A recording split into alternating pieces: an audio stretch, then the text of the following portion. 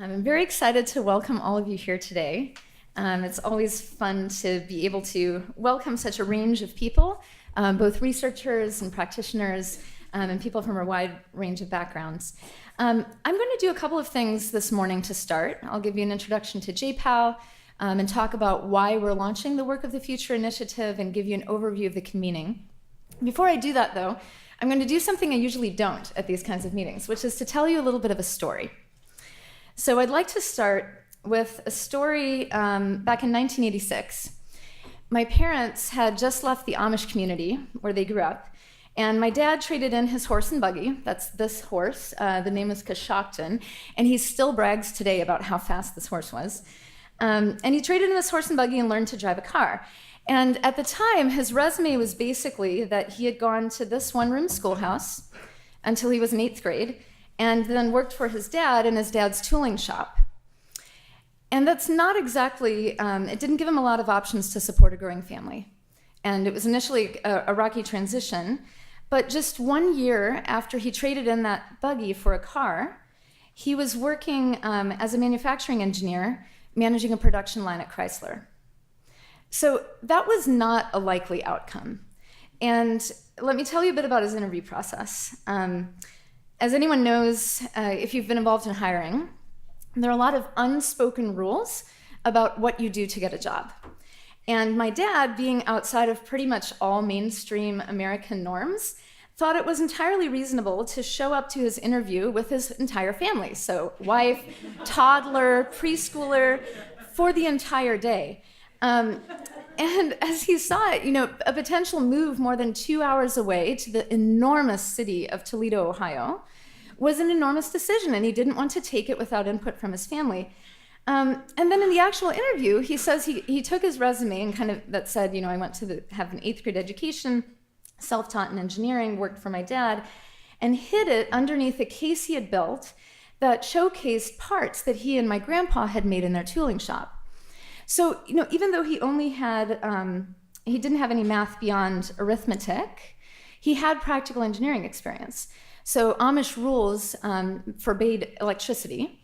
So they re-engineered the equipment in their shop to run off of pneumatic pressure that was generated by diesel engines. So met the letter of the law. And then he walked through the different parts in the case and explained, here's the engineering challenge that our client had, here's how we overcame it, and described all that. So I think that's why he got the job. He still says that he got the job because my brother and I were incredibly well behaved, sitting in the Chrysler plant's waiting room all day. So why did I start with this story, and how is this relevant for today? We're going to talk about the work of the future today, including a lot of big abstract ideas, right? Automation, machine learning, artificial intelligence, predictions for the future. And at the end of the day, the reason we care about these topics is because of people, right? How can we help people leap across barriers? Not everyone needs to leap across a century of technology like my dad did, but how can we make sure that people, like my dad, who don't look right on paper, who don't have the right credentials, who may not know the unspoken rules of what it takes to get a job, how can we ensure that they have a chance at achieving opportunity in our labor market? And, my dad's story was unlikely back in the 80s. Maybe it would be even less likely today, right? Maybe a computer would have screened out his resume and he would never have had a chance to talk through those parts in his little case. But this room is also filled with people who are thinking about how stories like his could be made more likely, right? How can we have creative training and skilling programs? How can we use technology maybe to help workers make transitions, or have hiring practice that can tease out skills in workers who may not look right on paper?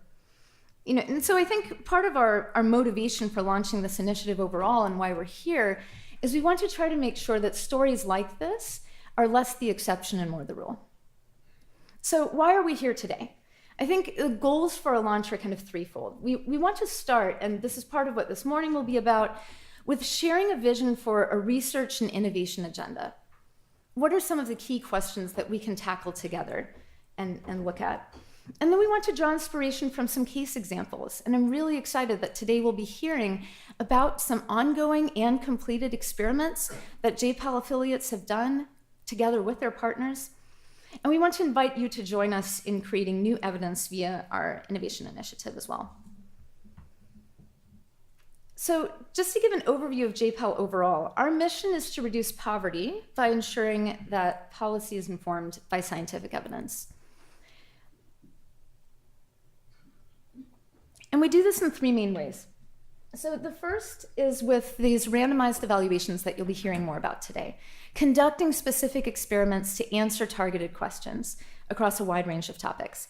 We also have a policy group, many of whom are here today, who build partnerships across researchers and practitioners to help new studies be formed, and also to ensure that when we have evidence that emerges from the research, that it actually reaches decision makers in a salient and actionable way. And third, we have a capacity building group. We conduct executive education courses and other custom trainings to help people consume and use evidence and also generate it themselves. So overall, in the last 15 years, J-PAL affiliates have more than 920 ongoing and completed randomized controlled trials or randomized evaluations across more than 80 countries. And these go across a wide range of sectors. So we define the issues of poverty very broadly and do work across education and health and governance and labor markets and work-related issues as we're looking at today. So as Toby mentioned, we're at J-PAL North America, one of 6 regional offices, and based here at MIT. And we have regional offices around the world as well. And each dot on this map represents a specific experiment.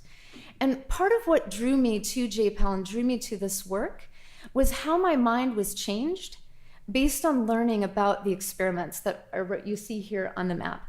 So for example, study done in France across entire regions of the country that looked at the effects of a job placement program and was able to measure whether there were displacement effects or spillovers on people who didn't get those services, right? Later today, we'll be hearing about a workplace wellness study that Professor Jones did, one of our affiliates, that really changed my mind about what the impact of workplace wellness programs are. So this represents in the body of J-PAL's work. The last piece I'll mention is that the dots on this map, these specific experiments where we're learning new things, happen in one of 2 ways. Sometimes they occur because our researchers have a specific question they want to answer and they go out and design an experiment to answer that question. Sometimes it happens because a government partner, a firm, a nonprofit comes to us and says, you know, I'd really like to know, for example, how can we help people with a criminal background connect to jobs more effectively, right? And then we can partner them with researchers and help figure out if there's an experiment we can do together. We have a network of over 170 professors. I'm highlighting just a few, some of whom are here today on this slide.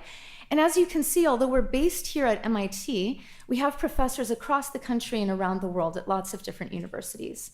And what unites them is that all of them, as at least part of their research agenda, conduct these randomized controlled trials in partnership with decision makers.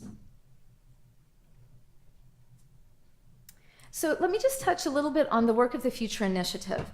We designed this initiative based on J-PAL's experience of running similar initiatives in terms of the structure of how it works on other topics. For example, when we launched the North America office 5 years ago, we also launched a healthcare delivery initiative that's now been able to spur many different experiments looking at the question of how to help make healthcare delivery more efficient and effective. We also run an initiative working with state and local governments where they come to us each year and say, can you help us evaluate our Housing First program? We really want to understand its impact, right? Or could you help us evaluate the impact of this opioid buyback program? And they come to us with the ideas and then we help them work through, does it make sense to do an experiment? Sometimes the answer is no. If the answer is yes, we help match them with researchers who can help them do that. We also have an initiative on Education, Technology, and Opportunity Initiative. Highlight Peter Bergman, who's here. Where's Peter? There you go. He's doing a lot of work in this area. Please talk to him if you're interested. And we also have a broad social policy research initiative. So the Work of the Future initiative is focused on supporting randomized evaluations of strategies and innovations that address the changing nature of work in North America. And later today, we'll go define that a bit more and dive into that in more specifics. But what does that mean in terms of the how? So our basic model is that we start with bringing together both innovative partners, again, from firms, nonprofits, within government at all levels, and match them with academic researchers. And then our initiatives provide a set of 3 things. So one is matchmaking with researchers. It can be hard if you're on the research side to know which organizations are interested in doing an experiment on a particular topic. It can be hard to find them and know who they are. And if you're outside of academia and you're looking for researchers to help on a particular project, it can be really difficult to know who's interested in the same topic, who has bandwidth, and how to reach out to them. So we serve as a bit of a clearinghouse from both sides and provide that matchmaking. The second is technical assistance. So both our researchers and our staff are able to help people work through some of the initial design questions. How big does my sample size need to be? Does it really make sense to randomize? How can we maybe be creative in designing an experiment when we didn't think it was feasible? That's the kind of technical assistance we provide. And then through the support of generous funding from our philanthropic partners, we also have pilot funding that we can provide to help kickstart evaluations and get them going without having to go through a long process of waiting to secure funding from different sources. And then the ultimate outcome of this is that innovative experimentation occurs, evidence is generated that can be useful across contexts. And I just want to flag that our deadline for letters of interest for this innovation initiative, the first one, will be coming up at the end of July this year. So I'd like to give a little bit of an overview of the convening now. If you would like to be engaging with us in social media, you can see our Twitter handle here, JPAL_NA, and our hashtag for the day is Work of the Future. And I also wanted to flag kind of who's in the room a bit. So here are the members of JPAL North America's staff team who are here. If you can all raise your hands, and thank you. And I especially want to highlight Toby, who is our MC for the day as well. She's really spearheading this initiative for us. So if you're coming from either the research side or from an organization side, really recommend that you get to know Toby, who is going to have her finger on the pulse of what everyone is interested in and can really help facilitate a lot of these connections. For the rest of the room, I'd like to have a bit of a show of hands. If you are a researcher in a university setting, could you raise your hand? Great. And if you're a practitioner or from government or from a firm, can you raise your hand? Excellent. And if you're coming from the philanthropic community, can you raise your hand? Excellent. Any categories I'm forgetting? Okay. But so as you can, go ahead. Non-academic research, thank you. As you can see, we have a big variety of people in the room. And typically, JPAL doesn't do the standard academic conferences usually, where it's researchers speaking to other researchers. Plenty of that happens at our affiliates' home universities. When we host these conferences, the whole goal is to bring people together across different disciplines and from different contexts so that the innovation can really happen through that collaboration. So next, I'll just highlight a few things on the agenda. We're going to kick off in a moment with a panel that will kind of set the tone for the day. And then the 11 o'clock panel will really hear more about the research agenda that this initiative is setting and receive some feedback and have a conversation around that. And then this afternoon after lunch, in the 1:30 session, we'll be talking about one ongoing and one completed experiment that our network is doing. And I think that will be really great for kind of giving very specific examples and put some color to this abstract idea of generating evidence. And then David Otter will be giving a keynote in the afternoon on the work of the past and work of the future. And then we'll wrap up with some reflections on the day to conclude as well.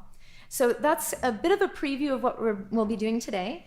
And I'd like to now welcome in a moment my colleague Emma Rackstraw, who's going to be facilitating the next panel. Or would you like to introduce her instead? I'm happy to. Okay, I will let you introduce her, but we've been very, very fortunate to have Emma on our team, and she'll be discussing the next panel, but I'll first turn it back over to Toby.